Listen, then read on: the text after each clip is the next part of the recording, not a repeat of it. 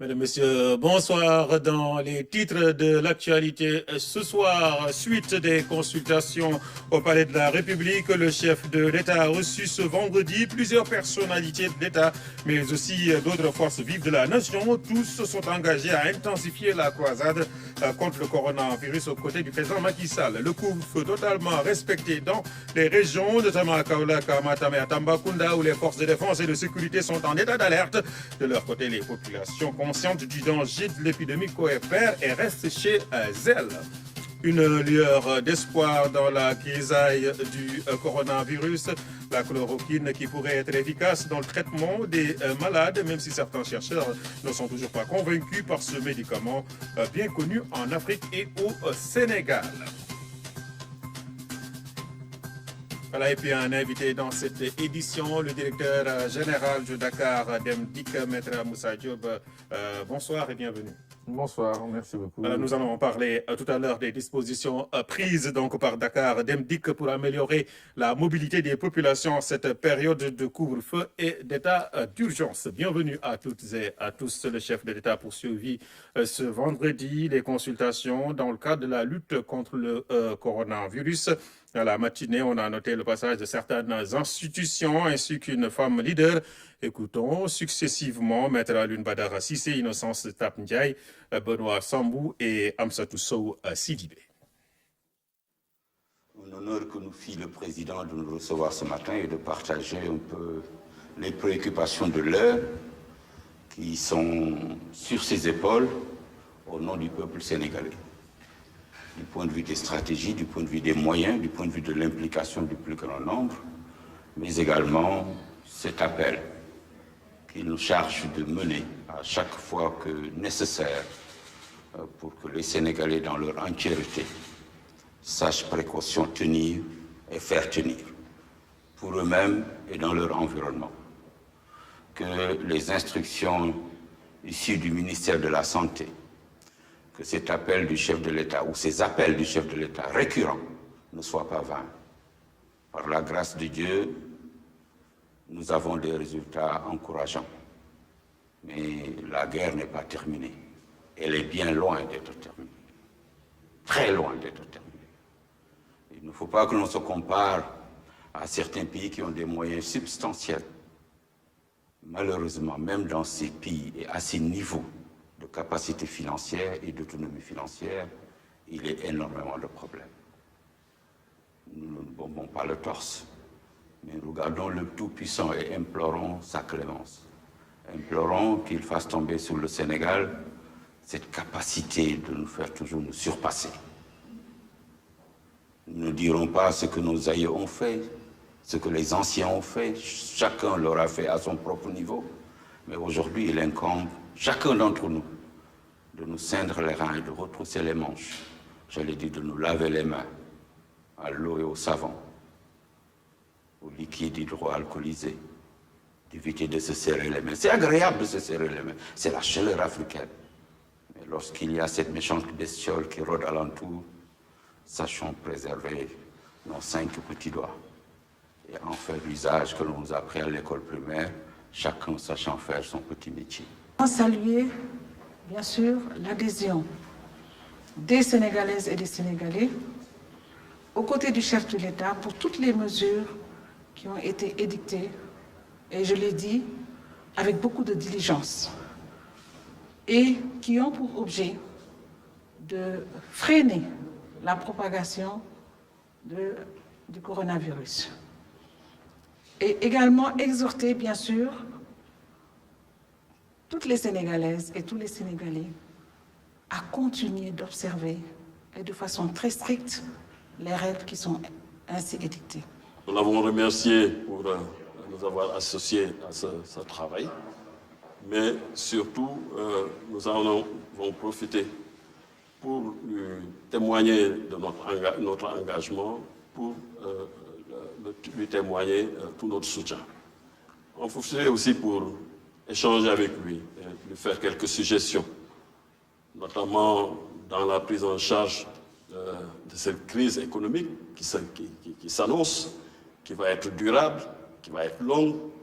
Il y aura une baisse des investissements des pays étrangers, Mais ça peut être aussi une opportunité pour nos pays, une opportunité pour l'Afrique, mais une opportunité pour la mise en œuvre de son programme et de sa vision, Liggéeyal Ëllëg, où il s'agira aujourd'hui d'intensifier l'appui au PMI, l'appui au PME, orienté vers la transformation de nos produits locaux, la transformation des produits de nos terroirs, faire en sorte que nous puissions développer partout sur nos territoires des unités de transformation, des unités de production. Et nous appuyer sur développer l'industrie agroalimentaire, mais aussi une opportunité pour notre artisanat qui aujourd'hui devra s'organiser à travers des programmes en mutualisant donc, les compétences dans les filières et en mettant à leur disposition donc, des modules de formation, mais surtout en mettant à leur disposition l'équipement nécessaire pour la fabrication de tous ces produits que nous importons. Les mesures drastiques prises par le président de la République en termes de priorités sanitaires, d'abord, mais aussi en termes de priorités non sanitaires, en touchant aux questions économiques, pour soutenir les entreprises, en touchant aux questions sociales, en aidant les populations en difficulté aujourd'hui, avec l'enrôlement ou l'auto-enrôlement, les soutenir en termes d'alimentation et autres. Je pense que c'est fondamental. Voilà pourquoi je le soutiens. Et évidemment, en compagnie des autres femmes leaders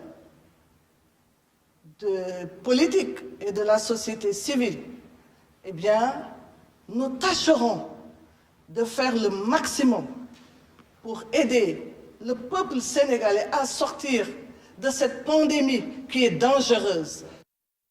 Voilà, toujours dans la matinée, le président Macky Sall a reçu les responsables de la communauté libanaise, les associations d'élus locaux ainsi que l'ordre des avocats. Suivez les propos de Cheikh Abdel Monem Zen, Aliou Sall et Maître Papa Leyti Ndiaye. Depuis les premières heures où Son Excellence, Monsieur le Président de la République, a fait état de cette pandémie, qu'il a donné ses directives et ses décisions, nous avons été parmi les premiers à réagir positivement avec lui et nous avons demandé à la communauté sénégalaise d'origine libanaise et à tout le peuple sénégalais aussi, que l'on protège donc le peuple sénégalais de cette épidémie et de suivre les instructions médicales et les directives du président de la République à ce sujet-là. Franchement, je me félicite personnellement parce que le président de la République a été très prompt à donner des instructions dès les premières heures où il y a eu un premier cas au Sénégal et je me félicite que le peuple sénégalais ait aussi suivi ces instructions à la lettre, raison pour laquelle nous n'avons pas eu beaucoup de cas au Sénégal.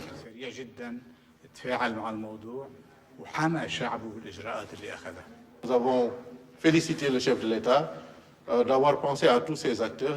Les maires ici dans la région de Dakar, mais ailleurs, se sont fortement impliqués auprès des préfets, au sein des comités départementaux de lutte contre le Covid-19. Et pour l'essentiel, nous l'avons rappelé au chef de l'État, ces comités ont été financés par les maires au niveau des départements. Si je cite l'exemple de Guédiawaye, c'est les différentes communes et la ville qui ont contribué, n'est-ce pas, pour constituer le budget du comité départemental de lutte contre le Covid-19. Nous avons donné notre accord au chef de l'État pour demander à tous les maires, mais c'est valable aussi pour les présidents de département, pour que chaque collectivité territoriale du Sénégal puisse contribuer à un minimum de 1 million de francs. Je dis bien un minimum, puisque les villes ou les départements pourraient contribuer davantage.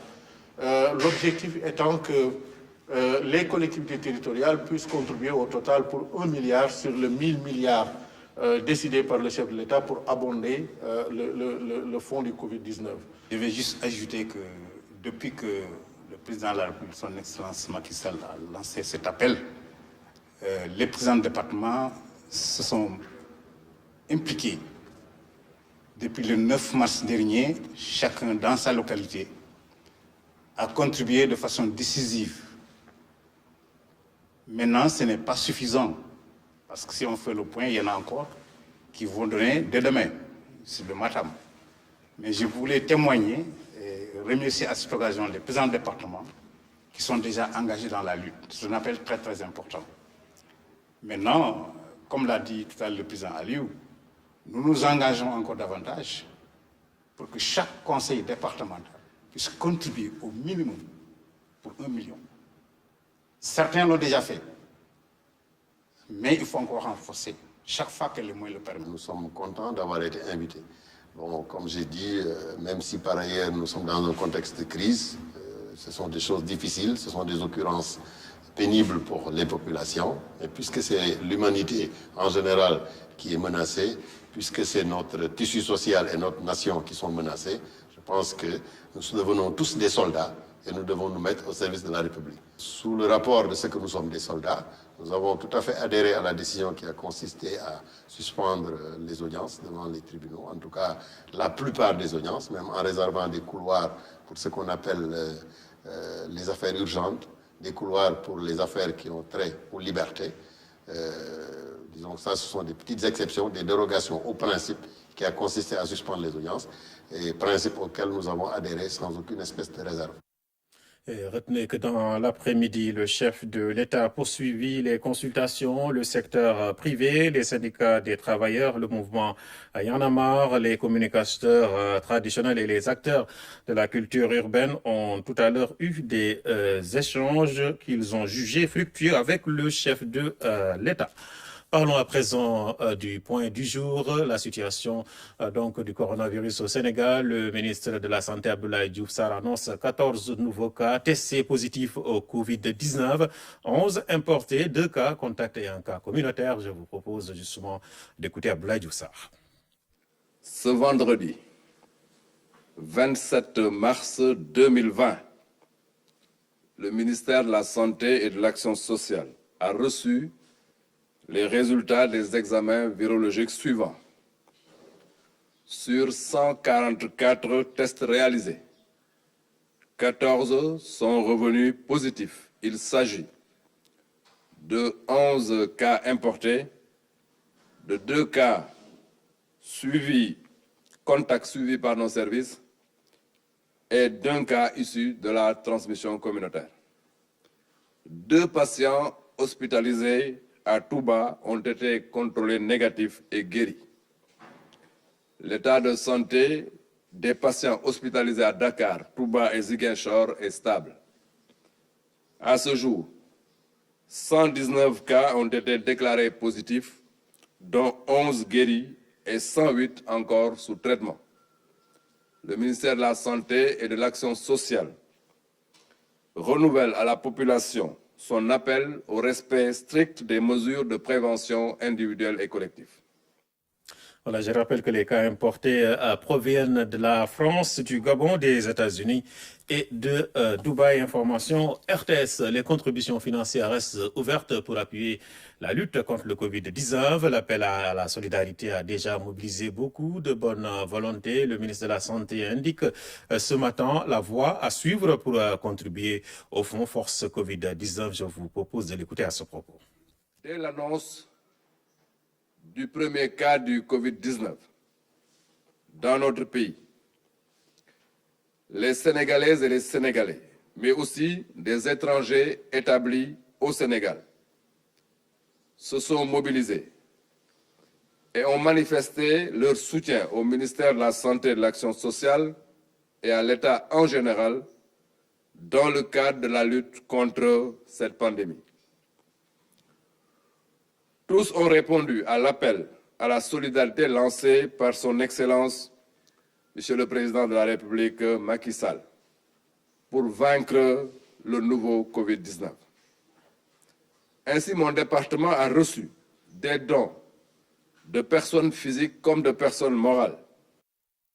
Ces dons en nature et en espèces ont permis aux structures de santé en particulier de renforcer leurs moyens de riposte à la maladie du Covid-19.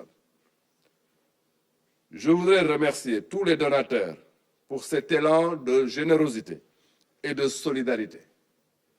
Je leur exprime la profonde gratitude du gouvernement du Sénégal et du peuple sénégalais tout entier. Je vous fais part que l'ensemble des contributions financières reçues par le ministère de la Santé et de l'Action sociale dans le compte intitulé « Dons Covid-19 » s'élève à 1 330 830 785 francs CFA. Le détail des contributions se trouve déjà en ligne dans le site du ministère de la Santé et de l'Action sociale intitulé www.santé.gouv.sn. Le montant total sera viré dès lundi dans le compte Force Covid-19, domicilié au ministère des Finances et du Budget. En conséquence, j'invite celles et ceux qui souhaitent faire un don en espèces à s'adresser à compter de ce jour, vendredi 27 mars 2020, au ministère des Finances et du Budget. Je vous présenterai le détail des opérations déjà en ligne dans le site du ministère de la Santé et de l'Action sociale. Voilà, l'équipe nationale de football du Sénégal se joint à la dynamique nationale pour lutter contre le Covid-19. Les Lions ont mobilisé 91 millions qu'ils comptent remettre aux autorités sanitaires. Ils ont exprimé toute leur solidarité au peuple sénégalais dans un entretien exclusif avec Oumou Kalsom Sall. Nous écoutons justement Khalidou Koulibaly. On s'est concerté avec 4 joueurs qui étaient Chirou, Sadio et Idi. Et on a eu l'idée et on a partagé ça avec tous les joueurs de la sélection qui voulaient faire participer, pouvaient participer à cette initiative-là pour pouvoir aider le pays. C'est quelque chose de très important. Vous savez, nous, on est à l'étranger, mais on pense souvent au Sénégal et c'est notre terre, donc c'était important de faire un geste comme ça. Je sais que tous les joueurs sont mobilisés pour cette lutte-là. Je sais que tout le monde aide. Je sais que Chérou doit aider sûrement en Angleterre ou comme on le fait en Sénégal. C'est difficile d'aider un peu partout, mais voilà, on a pensé à ça et je pense que c'est quelque chose de très positif. Et avec le staff de la sélection, on en a parlé, on a réussi à faire cette donation-là et on est très contents aujourd'hui. Et on peut avoir le montant que vous avez mobilisé ou bien que vous comptez mobiliser pour tout ça? Ouais, on a fait les comptes encore tout à l'heure. Le virement est parti aujourd'hui, ce matin. Et je pense que lundi, ça sera Inch'Allah au Sénégal. On a réussi à avoir en tout 91 millions. Donc, je pense que c'est une somme très conséquente. Je pense que personne n'a rechigné. Tout le monde a tout de suite sauté sur l'occasion pour participer. Et c'est quelque chose de très grand. Et je pense que, voilà, ce qu'on montre, ça, à l'image de la dernière CAN qu'on a fait, c'est qu'on joue pour le pays. Et là, vraiment, c'était quelque chose à faire pour le pays, on l'a fait avec le cœur et tout le monde est content aujourd'hui. Et j'espère que voilà, cet argent va servir à aider toutes les structures au Sénégal parce que c'est très important. Voilà l'intégralité des témoignages de Cheikhou Kouyaté et de Khalidou Koulibaly à suivre dans l'émission Masmi. Ce soir, ils sont interrogés par Oumou Kalsom Sall. Je vous fais à présent lecture de ce communiqué dans le cadre du financement de la lutte contre le Covid-19. L'État du Sénégal a lancé un appel à la solidarité nationale et internationale. À cet effet, un compte bancaire a été mis en place, intitulé Compte spécial Fonds Coronavirus Covid-19, ouvert au nom du trésorier général du Sénégal dans les livres de la Banque centrale des États de l'Afrique de l'Ouest pour recueillir les différentes contributions. Les modalités de versement de contributions sont fixées comme suit. Qu'on voit suivre donc les indications qui s'affichent à l'écran. Si vous êtes à l'étranger, si vous êtes par exemple dans le pays, aussi suivre les indications qui suivent. Toutes les contributions se feront notamment contre délivrance d'un reçu bancaire, d'une quittance du Trésor ou tout autre document tenant lieu pour les versements effectués auprès de ces guichets. Pour toute information complémentaire, appelez au secrétariat de la Direction générale de la comptabilité publique et du Trésor au 221 33 849 81 52 ou bien au secrétariat trésorerie générale 221 33 849 91 57. La lutte contre le Covid-19 se poursuit donc dans notre pays. Le chef de l'État a mobilisé toutes ses troupes pour gagner la bataille. Le professeur Moussa Seydi introduit la chloroquine pour le traitement de certains patients. Il se prononce à ce sujet et c'est avec Ramatadem. L'utilisation de la chloroquine, une thèse du professeur Didier Raoult qui fait polémique. Néanmoins, le professeur Moussa Seydi a décidé de se lancer dans l'aventure. La réduction de la charge virale et l'indétectabilité va permettre de guérir les malades plus rapidement. Nous aurons donc plus de places disponibles. Nous allons aussi éviter la contagiosité de ces malades beaucoup plus rapidement. Des résultats encourageants sont enregistrés. Le professeur Didier Raoult a fait une étude préliminaire. C'est vrai, préliminaire, ce n'est pas une étude de grande envergure, c'est une étude sur peu de patients. Et dans cette étude, il a trouvé que le simple fait d'administrer l'hydroxychloroquine permettait de réduire la charge virale, de la rendre indétectable au bout de 6 jours chez 70% des patients. La chloroquine n'est tout de même pas indiquée pour tous les patients atteints de Covid-19. Est-ce que ces gens-là savent qu'associer la domperidone, qui est un médicament contre les vomissements, avec l'hydroxychloroquine peut entraîner des troubles du rythme cardiaque?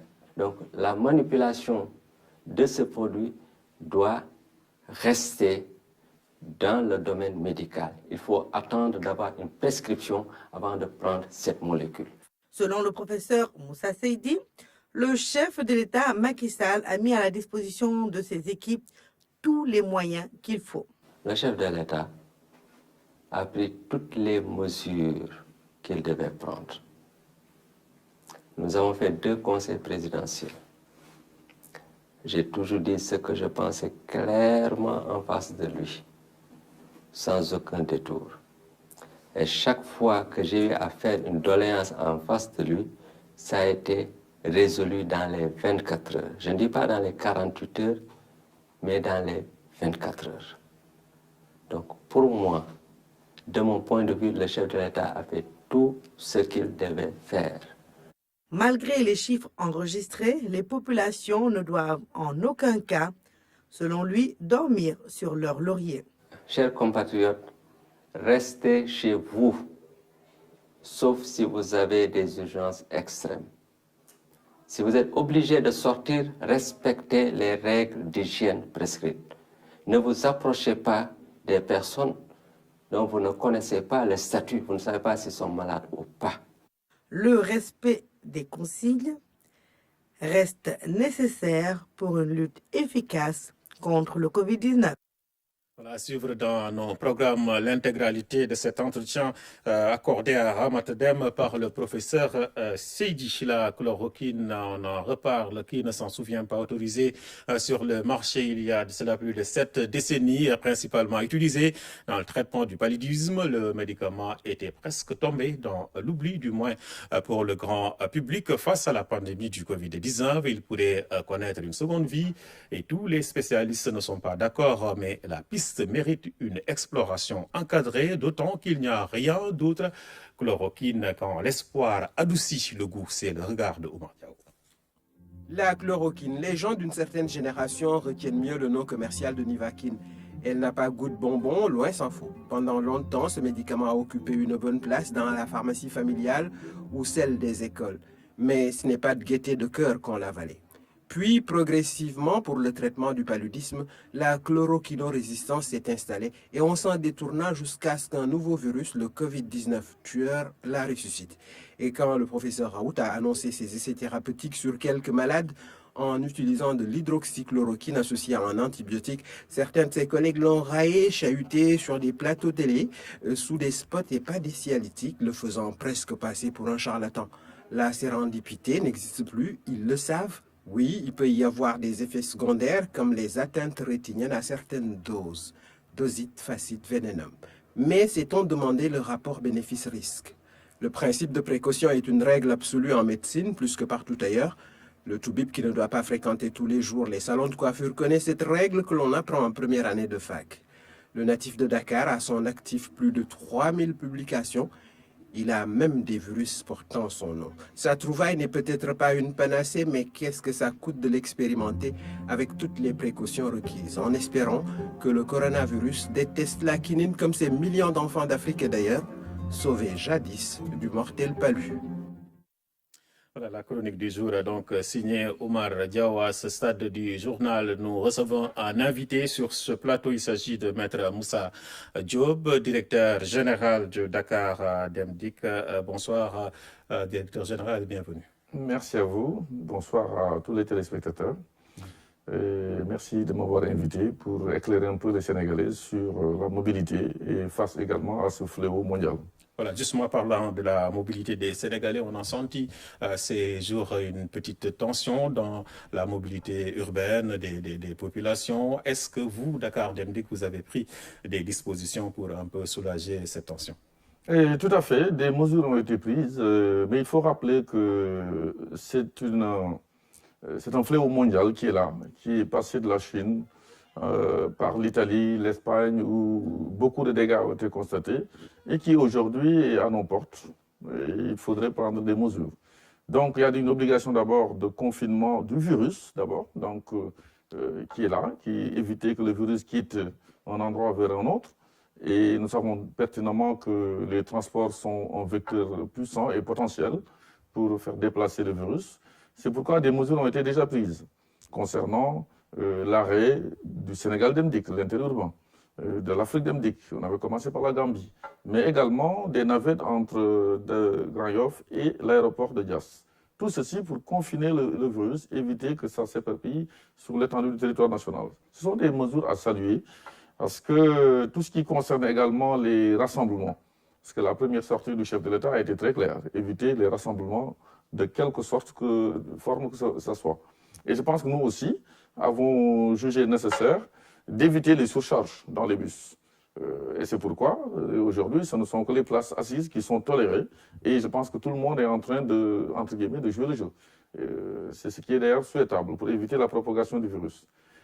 Nous avons également constaté qu'après la sortie du chef de l'État concernant l'état d'urgence, des difficultés ont été remarquées suite à des difficultés liées aux personnes qui devaient rentrer chez elles. Parce que nous devions aussi éviter de sortir le maximum de bus possible, parce que sortir le maximum de bus possible, c'est pousser les gens également, surtout au Sénégal, à se mouvoir. C'est pourquoi nous avons limité les sorties de bus, mais nous avons constaté que depuis 2 jours, les Sénégalais souffrent un peu. La mobilité urbaine rentre difficilement pour respecter également les horaires de couvre-feu. C'est la raison pour laquelle, depuis ce matin, nous avons sorti le maximum de bus, avec des minibus également, pour renforcer les grands bus que vous connaissez d'habitude, et qui fait qu'aujourd'hui, on n'a pas eu beaucoup de difficultés, sachant que le terrain est quasiment désert. Au niveau, nous ne sommes pas les seuls transporteurs en commun. Nous sommes des transporteurs publics, mais nous avons également les privés. Mais pour beaucoup de raisons, nous sommes contraints et forcés de créer un équilibre entre cette guerre contre ce virus, mais également cette nécessité de permettre aux gens d'aller et de venir en respectant, comme l'a dit le professeur Seydi, les règles les plus élémentaires d'hygiène et surtout de sécurité publique. Est-ce que les mesures, les mesures sanitaires seront encore respectées dans ces bus que vous rajoutez au réseau? Tout à fait. Ces bus sont d'ailleurs plus adaptés que les grands. Parce que vous savez que les grands bus comportent 27 places assises. Et vous saviez que nous avions également des mesures beaucoup plus coercitives qui étaient prises, c'est-à-dire de respecter une distance de sécurité de 2 mètres, ce qui était difficilement praticable d'ailleurs. Mais je pense que compte tenu de ce que nous avons vécu ces jours-ci, nous nous sommes adaptés. Et le chef de l'État a donné des instructions fermes que nous allons mettre en exécution. Et notre ministre de tutelle, Maître Oumar Youm, nous a également instruit de faire de sorte que les personnes puissent aller et venir et qu'on soit strict sur les mesures de sécurité. Les mesures de sécurité sanitaire, d'abord en protégeant notre personnel. Vous savez qu'aujourd'hui, l'obligation du port des gants pour les conducteurs, l'équipage, mais également du masque, sachant que les difficultés sont notées ça et là pour avoir ces produits, ainsi que les produits hydroalcooliques. Mais nous sommes en train de faire de notre mieux aujourd'hui pour respecter à la lettre, parce que quand il y a des difficultés, le transporteur public doit donner le ton. Et c'est ce que nous sommes en train de faire. Les minibus sont plus adaptés parce que personne ne peut se mettre debout, même en temps normal, les minibus. Vous les avez vus, il y a des lignes, il n'y a pas de place debout. Tout le monde est assis, même en temps normal. C'est vrai que ces bus étaient dédiés à l'interurbain, mais à une mesure, situation exceptionnelle, nous sommes contraints d'amener des mesures aussi exceptionnelles. Ce qui fait que c'est beaucoup plus adapté, tout le monde est assis, et nous avons même créé de nouvelles lignes express. Et cet après-midi, vous avez vu, de Petersen pour aller à Rufisque, Guédiawaye, Pékin, partout, les usagers, nous les écoutons. Nous sommes vraiment en train de les écouter avec notre service de communication. Nous répondons à leurs demandes et à la satisfaction aussi des Sénégalais, tout en ne versant pas aussi vers l'autre extrême, qui fait qu'ils risquent de transporter le virus partout. Parce que nous savons que les Sénégalais aussi ont besoin un peu de contraintes pour rester chez eux.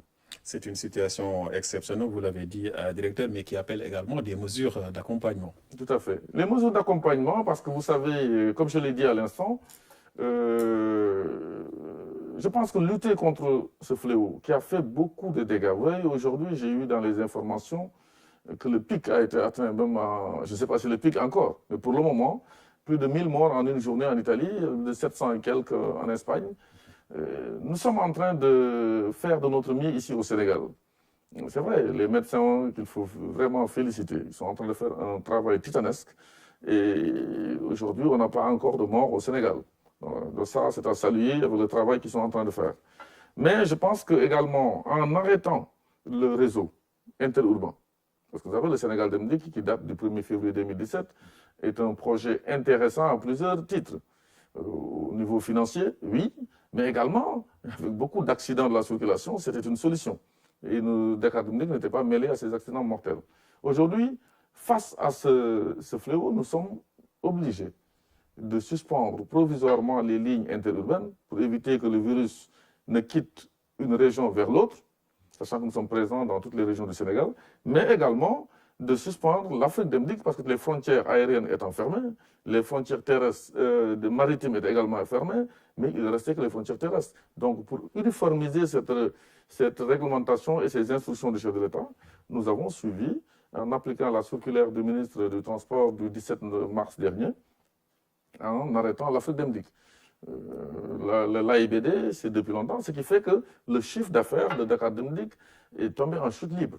Mais ça vaut la peine, il faut le dire, parce que si par extraordinaire, on ne le souhaite pas, que l'affaire prend des proportions chez nous, mais on ne sera même plus là à parler d'argent. Et je suis très rassuré par l'intervention du chef de l'État l'autre jour, en décrétant l'état d'urgence. Nous avons bien entendu que nous ne serons pas oubliés. C'est dans ces mesures d'accompagnement. On a cité la presse, on a cité le tourisme, et particulièrement le transport. Et je sais pertinemment qu'au moment où je vous parle, que le président de la République ne nous a pas oubliés. Je sais, il est en train de recevoir pas mal d'acteurs politiques de la société, et je sais pertinemment qu'il ne nous a pas oubliés. C'est la raison pour laquelle nous allons faire de notre mieux. Ce week-end d'ailleurs, parce qu'il y a beaucoup de bus qui n'étaient pas encore dehors, c'est des bus tout neufs. Donc, on va les sortir encore davantage à partir de lundi. Je venais d'ailleurs tout de suite de communiquer avec le responsable de la cellule contrôle qualité en lui demandant de sortir tous les bus lundi. De les désinfecter surtout. Pardon? De les désinfecter et de les nettoyer. Ça, vous savez que nous avions pris les devants. Parce que le combat contre ce virus, c'est d'abord un combat d'hygiène. Vous savez, l'hygiène, on parle trop de liquide hydroalcoolique, oui. Mais je pense que le lavage des bus, nous avons des portiques automatiques de lavage au sein des deux dépôts. D'ailleurs, il y a une semaine, on a installé le deuxième portique au niveau de Thiaroye. Mais c'est surtout à l'intérieur des bus. Là également, nous avons pris des mesures beaucoup plus coercitives, avec des produits appropriés, qui, lorsqu'on les utilise dans les bus après le lavage intérieur au Karcher, ces produits sont aspergés et le virus ne peut pas entrer pendant au moins 4 à 5 jours. Ce qu'on renouvelle à tout moment. C'est pourquoi aujourd'hui à Dakar Dem Dikk, nous sommes en mesure de dire que nous sommes à la pointe au niveau de l'hygiène dans le transport public. Alors, merci Maître Moussa Diop d'avoir répondu à notre invitation. Merci à vous aussi. Voilà, je rappelle que nous recevions le directeur général de Dakar Dem Dikk qui était donc venu nous parler des dispositions prises donc par cette société nationale de transport pour soulager les populations à cette période de couvre-feu. Respect des mesures et des gestes barrières par les conducteurs de motos, Jakarta et de taxis à Tambacounda. Les mosquées sont également fermées et les chefs religieux s'engagent à éviter tout rassemblement. La correspondance de Tchorodia. Ils ont investi les locaux de la gouvernance pour manifester leur adhésion totale à l'appel du chef de l'État. Imams et oulémas de Tambacounda ont pris la décision de fermer toutes les mosquées pendant le temps de la lutte contre le Covid-19.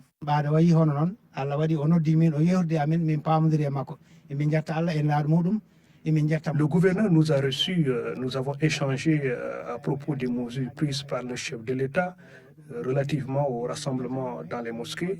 On s'est compris et nous sommes décidés à respecter les décisions des autorités, surtout que le prophète Mohammed sallallahu alayhi wa sallam avait recommandé à ses compagnons à l'époque de ne pas entrer dans des localités où il y avait une maladie. Dans ce même siège, l'exécutif régional a exhorté les conducteurs de moto Jakarta et taxi à respecter les règles de distanciation sociale. Un véhicule dont la carte grise autorise l'embarquement de 25 personnes n'est autorisé qu'à embarquer 12 personnes et se déplacer. Nous pouvons nous déplacer avec notre moto, mais avec une seule personne. La mesure, si nous l'analysons, elle s'interprète comme l'arrêt de l'activité des vélos-taxis. Les autorités supérieures sont en plein travail et en pleine réflexion. Dès que des mesures vont tomber pour accompagner les secteurs impactés, c'est avec plaisir que nous pourrons également apporter cet accompagnement. Avec l'appui de mécènes et de bonne volonté, des denrées de première nécessité vont être distribuées aux maîtres coraniques afin de fixer les talibés dans leurs daras respectifs. Voilà, fin donc des audiences au palais de la République où l'ensemble des forces vives de la nation ont été reçues, tout à quelque niveau qu'elles puissent se trouver, se disent favorables à l'appel du chef de l'État en faveur d'un consensus national autour du Covid-19, lutte contre la pandémie du Covid-19 quand le peuple fait corps avec l'État. C'est une synthèse signée Ousmane Gari Faye. C'est le clap de fin de 72 heures de large concertation autour du président de la République. Ce soir donc, c'est un chef d'État ragaillardi, mieux armé pour faire face à l'ennemi commun. De l'opposition politique aux acteurs de la culture urbaine, en passant par les médias, le patronat, les organisations syndicales, professionnelles et paraprofessionnelles, c'est le pays réel qui a répondu à l'appel patriotique du premier des citoyens.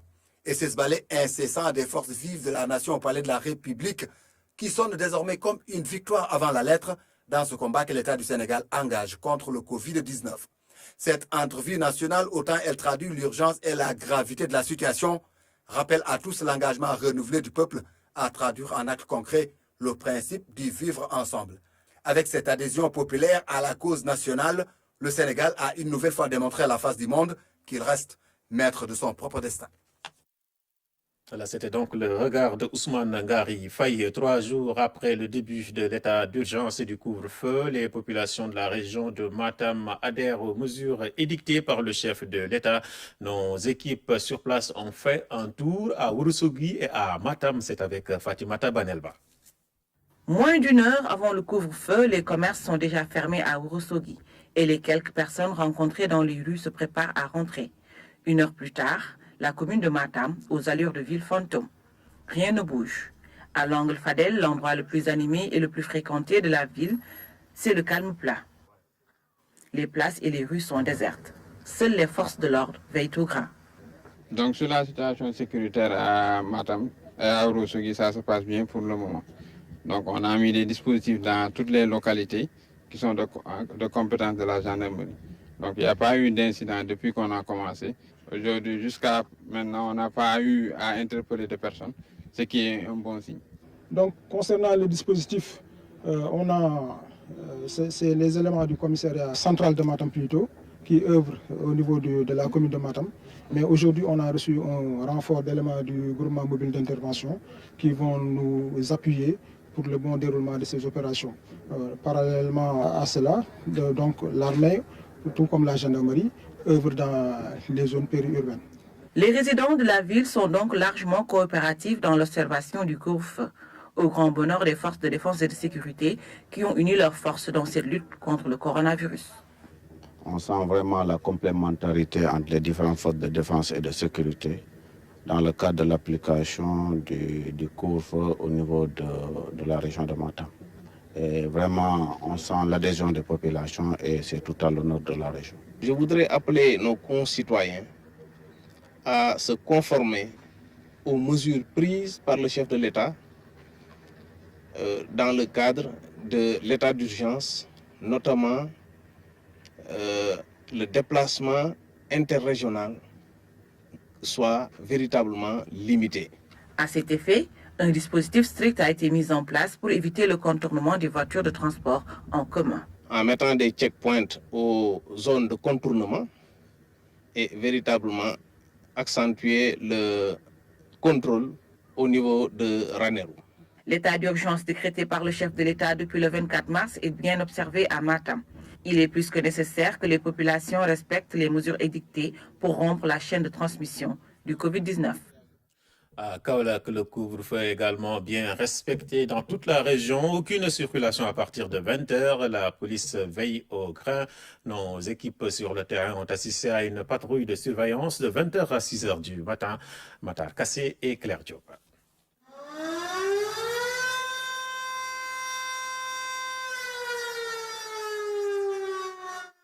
Il est 20h GMT, nous sommes à la mythique avenue Basile Dioguèye Senghor, ici au cœur de Kaolack. L'endroit jadis bondé de monde est vide, seuls quelques éléments de la police sont trouvés sur place.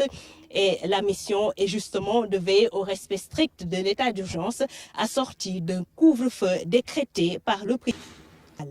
C'est un important dispositif qui a été déployé sur le terrain depuis l'entrée en vigueur de la mesure. Kaolack offre un tout autre décor, des rues et ruelles désertes. Normal, l'heure est au confinement, couvre-feu oblige. Avec le dispositif qu'on a, on a mobilisé tout le personnel de la police dans la région de Kaolack. Comme je l'ai dit tout à l'heure, plus de 200 policiers sont sur le terrain. Et on connaît quand même les points stratégiques de la ville de Kaolack. Donc déjà, toutes les sorties et entrées, quand même, il y a des barricades. À partir de 20h, tout est fermé. Et aussi, une dizaine de véhicules est en train de patrouiller quand même les différentes artères de la ville de Kaolack. Ces opérations sont menées sur toute l'étendue de la région. Pour ces forces de défense et de sécurité, le travail reste difficile. Kaolack est une zone carrefour et de transit qui s'ouvre vers la sous-région. On passe par Kaolack pour aller au sud, au sud-est, etc. Kaolack est frontalier avec la Gambie. C'est vrai que c'est un peu difficile, mais quand même, ce sont des instructions reçues. Et d'une manière générale, les gens l'ont compris. Alors, les transporteurs l'ont compris, les populations aussi l'ont compris. Toutes les forces de défense et de sécurité sont engagées dans cette lutte. On a mis en place un dispositif qui est bien réfléchi et même dans la patrouille, l'armée est engagée.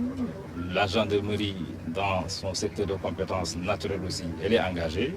Mais on a le concours de l'armée quand même qui a sorti les gros moyens pour accompagner aussi bien la police et la gendarmerie. La guerre est déclarée à la pathologie Covid-19 ici à Kaolack depuis le début du couvre-feu. Le comportement des Kaolackois est jugé responsable.